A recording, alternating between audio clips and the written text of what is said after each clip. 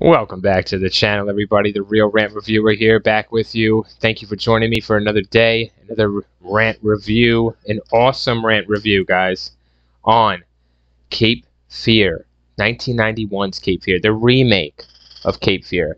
Now, spoilers ahead, of course, and I'm going to freestyle my thoughts, and then we'll go through the plot and wrap this shit up, this rant review. What I want to mention is I recommend this Cape Fear over the Robert Mitchum one. And the reason I say that, the one back in the day, because this one just brings it to the modernized world, and it just does it so much better.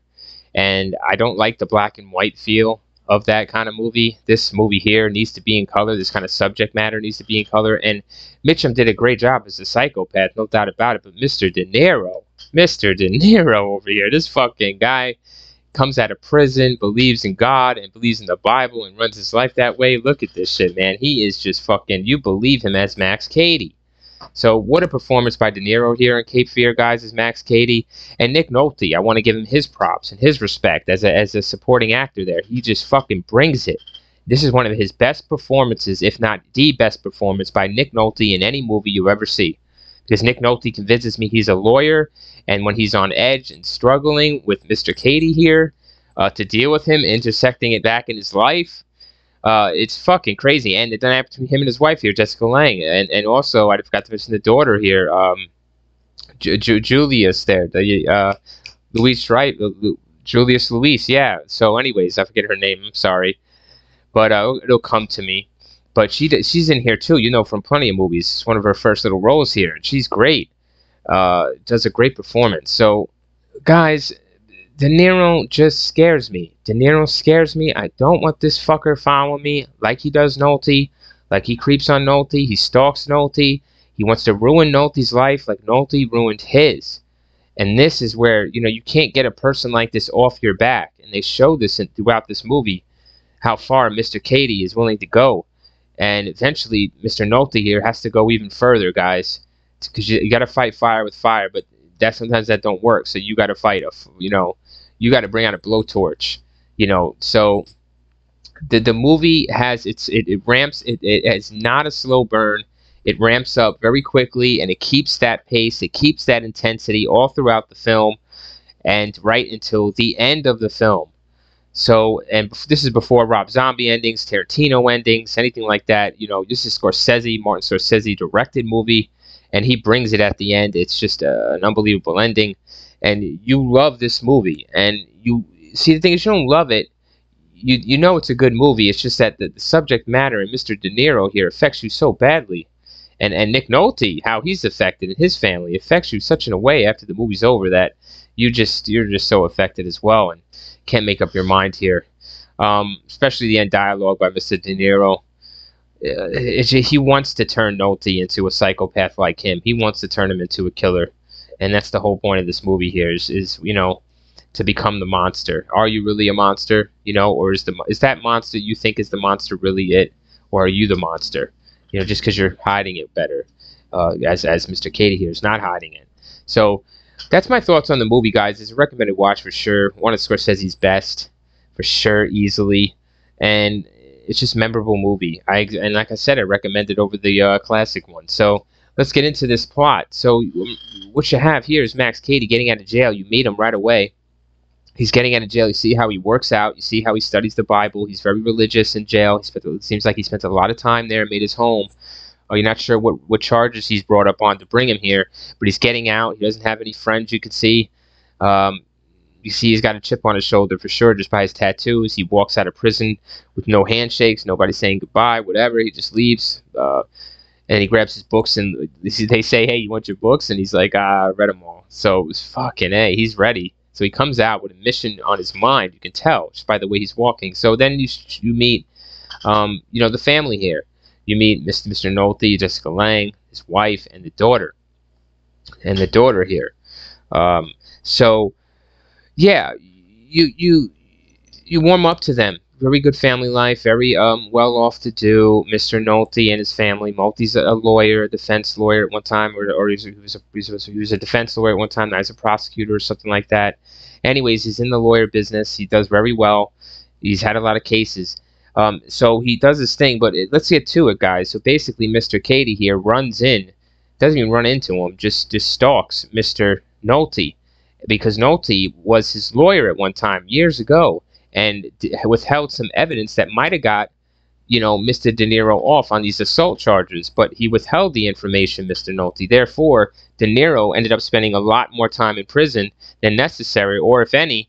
And then even when he's in prison for that, he got in more trouble and had to have served more time. So he blames Nolte for all of this. If he just would have told the truth and defended him, right or wrong. So it's a very good moral of the story. Very good moral here for the audience to battle with. The dilemma of that. So Nolte holds this secret, and he denies it. He says, no, it never happened, because he doesn't think De Niro knows any proof. And De Niro's just letting him know, I know, I'll be around, see ya. Nolte gets comfy with a co-worker. You see that. It's a good little chemistry there. You think he's banging her. We don't, but he's not. Anyways, you see the relationship between the family is strained as it is before Max Caddy's involvement. That the wife is suspecting of the husband of cheating in the past, and now always suspicious. The daughter is secluded and isolated, has no one to talk to, and feels not like a woman but out of place in life. And this is where Max Caddy will take prey on these people one by one, and he does that throughout the film. He kills the family dog, rides up on Mrs. Bowden here, and then he rose on Miss Bowden, the child, at school, which is a scene I don't like, but it's a scene that's okay. Whatever, you had to put it in there like that, but it's fine. It doesn't really do it for me, but it's okay scene. It's probably one of the least good scenes in the movie. Anyway, skipping past that, Max Caddy, as you can see, is on the ball here, guys. He's fucking going around stalking Nolte. There's a lot of great scenes between them here. And finally, after confronting his daughter at school, Max Caddy, Nick Nolte's here, heard about this in a great scene with his daughter, a confrontation. He finds out, and he goes to Mr. De Niro and tells Mr. De Niro, stop touching my daughter. Get away from my family, or I'll fucking kill you, basically. Little does Miss Nolte know that De Niro's a little smarter than that. He has a tape recorder on him. So Nolte's brought up on charges, and he's disbarred from being a lawyer for those threats. And, oh, wow. Oh, no, excuse me. He has the threats on tape. Okay, that's what happens. And then, I'm sorry, I'm backtracking. What Nolte did is hire a private detective to watch over his family, watch over Max Caddy, especially to keep tabs on him, finally get some dirt on him, put him away. This detective threatened Caddy. Caddy don't give a shit. Anyways, what happens is that after the daughter incident, he wants to do a pipe job. So before this pipe job, he wants to warn Caddy because he doesn't want to really do the pipe job, beat down on Caddy. So he tells him, gives him a warning, and that's what Caddy records. But the next night, he does the pipe job, and boy, oh boy, the part here in this film is that, Mr. Nolte is there as well behind a dumpster watching Max Caddy get beat to make sure it happens. I wouldn't want to be there to make sure it happens, and this is why, because Mr. Caddy is stronger than people think. He outsmarts these people that are beating with chains and bats, takes a beating himself, Mr. Caddy, takes the weapons away from these people and beats them almost to death with them. And then he has a suspicion, because he hears a noise coming from the dumpster after the fight has dispersed, that Mr. Nolte is there, Mr. Bowden. And he calls him out and all that, but he knows he's there, but he just doesn't give a fuck, really, because he says his time will come. So, guys, you don't put yourself in that position there. So Bowden there, that was weird putting him there. I don't know why the scene did that. More suspense for sure. It was definitely suspenseful. I was shitting my pants like Mr. Bowden was, Mr. Nolte. So after the scene, after the beatdown goes wrong, that's when Mr. De Niro puts charges on Mr. Nolte for assault and for threats. He's got the threatening tape, and then hence the assault the next night. So he's got Mr. Nolte barred from his lawyer's activities. Now Nolte's losing it. Nolte's paranoid. The system's for Mr. De Niro. Miss Caddy, this is crazy shit. Caddy's winning. He's what's to come next? He locks up all his doors. He fakes like he's leaving. The private detective that he hired waits in his house with the family to try to bait Mr. Caddy to come in and get his family while Mr. Nolte's away, even though Nolte's there. But Mr. Caddy's too smart. Mr. Max Caddy's way too smart. So there's a great scene where he kills the nurse off screen, the nanny, and he's able to kill the private detective with a fucking piano chord. This all comes together. It's a great written movie. Props to Scorsese and the writers. And yeah, kills the private detective with this cord, strangles him to death. Really, really brutal and brutal and violent.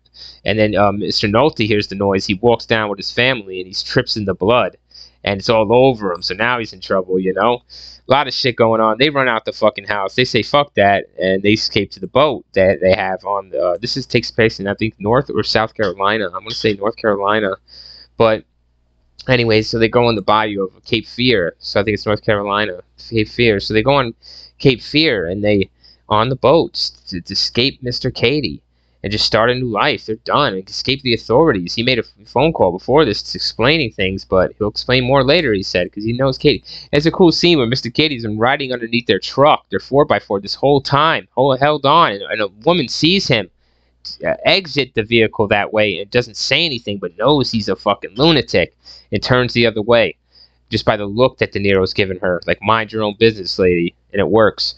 So De Niro cleans up a little bit. He hops a boat, and he goes to follow them. It's nighttime. It's great scenery, great atmosphere. You're scared. It's rain. It's thundering. The waves of the current of the river here. It's going nuts, and Katie's on board, guys. And Nolte goes to check some noises. Nolte doesn't come back. Yep, he does, with Katie. Katie has him tied up. Katie ties him up and explains the whole fucking reason why this happened, and all he had to do to make it right was tell the truth, and that he's guilty. Nolte won't confess. He keeps defending. That's when De Niro gets more and more threatening to, do bad things to his family, assault them, kill them, all that kind of stuff. Finally, he gives in and says what he wants to say, but during this time, the boat is swishing and swashing and bobbing and weaving from all the waves and the trauma of the storm outside. Therefore, in this burst of chaotic-y, fucking, if that's a word, Nolte's able to fight Mr. De Niro.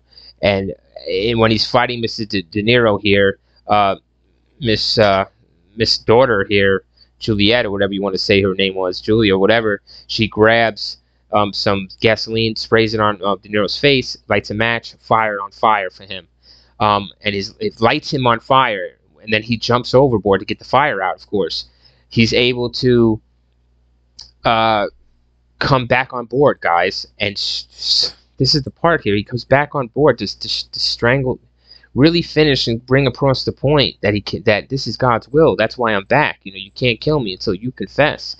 And another surge happens or whatever. It's really something, man. They really play with your emotions. Great movie at the end. And finally, they're both in the water and they go overboard. Everybody goes overboard. The water crashes. The boat crashes before he can finish the job. Everything crashes, blows apart, and then they're on the shore. And at the shoreline, Mr. Caddy is done. He's going to be finished here by Mr. Nolte. He's had enough. It's time to give justice. But no, Nolte thinks this is not justice. In the middle of his fucking madness, he knows this is not justice, and he's not going to make the same mistake twice. He already sees what it cost him already and his family, so he puts down the rock beside Mr. Caddy and lets Caddy, float off into the river, the current, to be drowned to death. And Mr. Caddy is spitting tongues, religious tongues, as he dies and floats to the bottom. And then the family runs up and finds their father, McNulty, and they all hug. And you get a nice little epilogue, or not an epilogue, but a little closing narration by the daughter explaining the effect that this has had on them and their family for years to come. So Cape Fear, guys, 1991. Watch it. Thanks for watching The Real Rant Reviewer. Love you guys.